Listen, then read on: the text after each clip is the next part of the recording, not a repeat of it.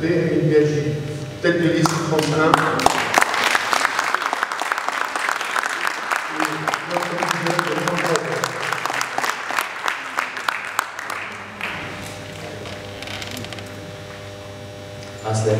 Bonjour. Merci pour votre présence. Chers invités, chers concitoyens, Takat est là aujourd'hui pour demander de nouveau la confiance du peuple. La confiance que vous lui avez donnée en 2011, Takat vous l'a rendue avec une constitution qui consacre les droits des Tunisiens, mais aussi les valeurs de la Révolution. L'empreinte de Takat est liée. Et je vais répéter le chiffre qui agace pas mal de nos concurrents. 93% de la constitution tunisienne correspond au programme de Takat. Je répète, 93%.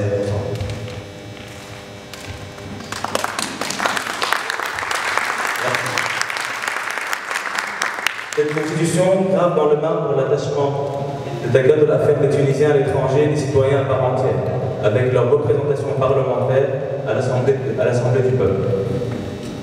Le Takat, chers amis, entend œuvrer pour encore plus d'implication dans la vie de la diaspora afin que la communauté tunisienne soit plus unie et plus rayonnante dans tous les pays où elle se trouve. Vous êtes une richesse pour la Tunisie, nous sommes une richesse pour la Tunisie. Mais la Constitution, ce ne sont pas que des mots. Nous avons défendu la décentralisation et nous allons la mettre en place pour les Tunisiens à l'étranger, avec le Haut Conseil des Tunisiens à l'étranger, qui permettra à la diaspora de gérer sa politique elle-même. Il se basera sur 3 axes, l'axe économique, l'axe social et l'axe culturel. Et ce sont les Tunisiens à l'étranger qui pourront y siéger et aussi défendre leur politique. La présence aujourd'hui des têtes de liste de l'international, de l'ensemble des têtes de liste de l'international, vous montre la force de notre engagement à réellement améliorer la situation de nos concitoyens partout dans le monde.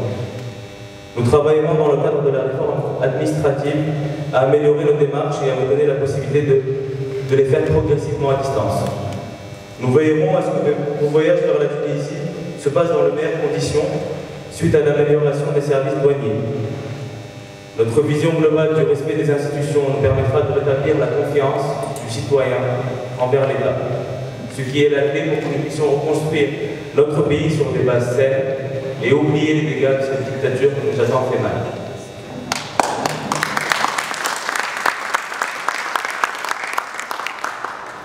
Chers concitoyens, je n'oublie pas votre vie quotidienne qui est au cœur de nos préoccupations.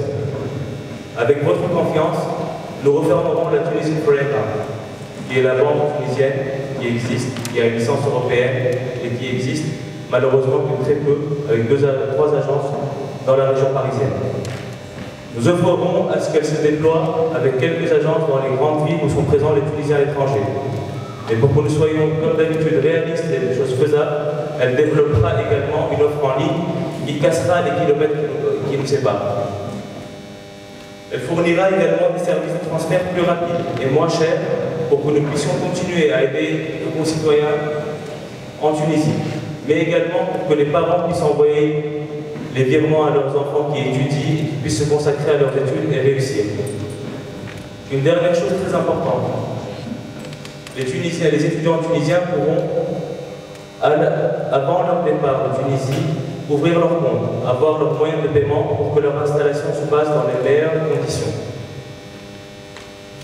La réforme des sociétés de transport public, et j'insiste sur le mot public, nous voulons qu'elle reste publique et que nous ayons un service public de qualité, nous permettra de mettre en place l'ouverture de notre siège et de nos mers, ce qui permettra éventuellement d'avoir des tarifications moins chères. Pour permettre à nos enfants de rester proches de notre culture, nous veillerons à développer l'enseignement de la langue arabe. Nous mettrons en place une semaine culturelle tunisienne qui permettra aux Tunisiens étrangers d'exposer au monde les richesses de notre culture.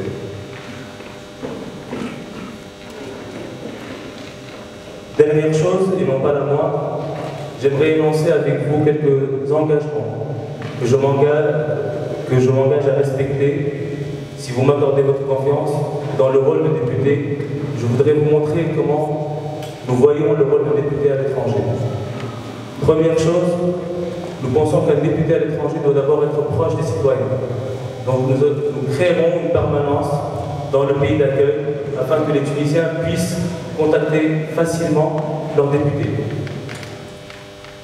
Nous utiliserons les pouvoirs que nous donne la Constitution, à savoir le contrôle du gouvernement, le pouvoir d'enquête, mais aussi en étant présents sur le terrain pour nous assurer que les réformes administratives que nous voulons faire soient appliquées. Nous userons également de la diplomatie parlementaire avec nos partenaires dans les pays d'accueil afin d'améliorer la situation des Tunisiens à l'étranger via aussi les lois françaises en conseillant les députés français sur la meilleure manière d'intégrer nos Tunisiens dans leur pays d'accueil. Nous suivrons et nous accompagnerons les partenariats économiques, culturels et sociaux pour qu'ils aboutissent. Nous utiliserons pour ça notre position entre les deux pays, justement pour fluidifier ces relations.